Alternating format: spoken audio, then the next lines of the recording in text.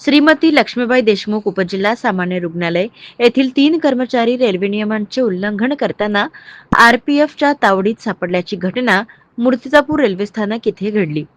मिळालेल्या माहितीनुसार अकोल्यावरून मूर्तिजापूर येथे दररोज अपडाऊन करणारे हे कर्मचारी सकाळी सुमारे 11 वाजताच्या सुमारास महाराष्ट्र एक्सप्रेस मधून मूर्तिजापूर रेल्वे स्थानकावर उतरले आणि त्यानंतर घाईगडबडीत अधिकृत पादचारी पुलाचा वापर न करता त्यांनी थेट रेल्वे लाईन क्रॉस करण्याचा प्रयत्न केला आणि याच वेळी गस्त घालत असलेल्या आरपीएफ जवानांनी त्यांना रंगेहात पकडले।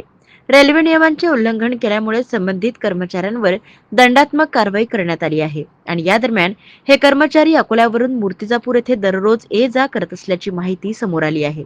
तसेच काही दिवसांपासून ते कामावर वारंवार उशिरा येत असल्याच्या तक्रारीही वाढल्या होत्या। आज झालेल्या कारवाईमुळे ते उशिरा पोहोचण्यामागील कारणही स्पष्ट झाल्याची चर्चा परिसरात सुरू आहे। रेल्वे प्रशासनाने प्रवाशांनी अधिकृत पादचारी पूल किंवा सबवेचा वापर करूनच रेल्वे लाईन ओलांडावी असे आवाहन केले आहे। रेल्वे लाईन क्रॉस करणे हा गंभीर गुन्हा असून नियम मोडणाऱ्यांवर कठोर कारवाई करण्यात येईल असा इशारा देण्यात आला आहे। सर, 3 कर्मचाऱ्यांना रेल्वेचे नियम मोडताना आज आरपीएफने तावडीत घेतलेलं आहे आणि दुपारी 11 वाजता महाराष्ट्राने आल्याचं हे सिद्ध झालेलं आहे। तर नेमकं उशिरा येतात हे पण या माध्यमातून एका प्रकारे सिद्ध झालेलं आहे। काय कारवाई केली जाईल आपल्याकडून? ॲक्च्युली अपडाऊनच करू नये असा नियम आहे। प्रत्येक कर्मचाऱ्याने अधिकाऱ्याने हे मुख्यालयी राहणं बंधनकारक आहे। पण काही लोक अपडाऊन करत असतील तर त्यांनी कमीत कमी वेळेत यायला पाहिजे, आपलं कार्यालयीन वेळ पाळायला पाहिजे। आता मी शहानिशा करतो की हे माझेच कर्मचारी आहेत की नाही, ते जर माझे कर्मचारी असतील तर त्यांचे अर्धवेळ बिनपगारी लागेल।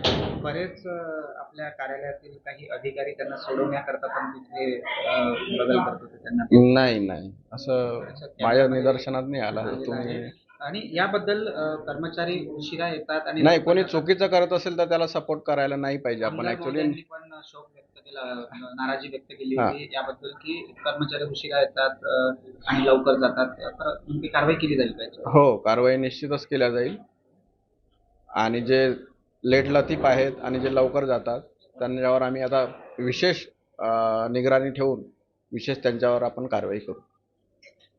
जिल्ह्यातील सत्यलढाच्या महत्त्वपूर्ण घडामोडी पाहण्यासाठी आपले Satyaladha YouTube news channel subscribe करा, बेल आयकॉनला क्लिक करा आणि रहा सदैव अपडेट।